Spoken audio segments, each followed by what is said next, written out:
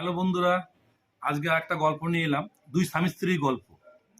তো গল্পটা খুবই দুঃখের, একটু মন দিয়ে শুনো। ভালো লাগলে একটু কমেন্টে কিছু লেখো। তো এক স্ত্রী তার স্বামীকে প্রতি মুহূর্তে জিজ্ঞেস করতো, তুমি আমাকে কতদিন পর্যন্ত ভালোবাসবে। স্বামী কিন্তু নিশ্চুপ থাকতো, কোনো উত্তর দিত না। এরকম করতে করতে দিনের পর দিন পেরিয়ে যাচ্ছিল। যেখানে যেত, যেখানে ঘুরতে যেত, বাড়িতে একা থাকতো, ওর হাজব্যান্ডকে জিজ্ঞেস করতো যে তুমি আমাকে কতদিন পর্যন্ত ভালোবাসবে। বর কিন্তু কোনো কথা উত্তর দিত না। তো এই করে করে তারা একদিন পুরী যাওয়ার প্ল্যান করলো। পুরীতে গিয়েও তার স্ত্রী একই প্রশ্ন বারবার করছে, তুমি আমাকে কতদিন পর্যন্ত ভালোবাসবে। কিন্তু তার স্বামী তাকে কোনো উত্তর দিতে পারছিল না। তো এরকম করতে করতে তারা মন্দিরে গিয়ে পুজো দিল, নিয়ে লজে ফিরে এলো। দুপুরে খাওয়া দাওয়া করছে, সেই মুহূর্ত কিন্তু তার স্ত্রী তার স্বামীকে একই কথা জিজ্ঞেস করছে, তুমি আমাকে কতদিন পর্যন্ত ভালোবাসবে।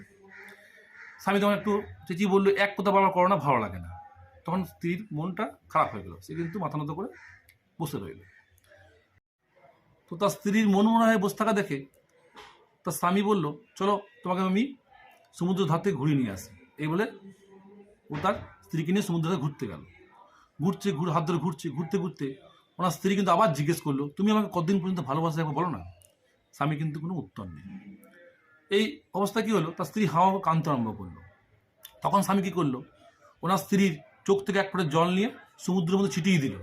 উনি বললো, তুমি তোমার চোখের জল তুমি সমুদ্রের ভিতর থেকে যতদিন না খুঁজে না পাবে, ততদিন তোমাকে ভালোবাসবে। এটা বলাতে তার বউ কিন্তু খুব খুশি হয়ে তাকে জড়িয়ে ধরল।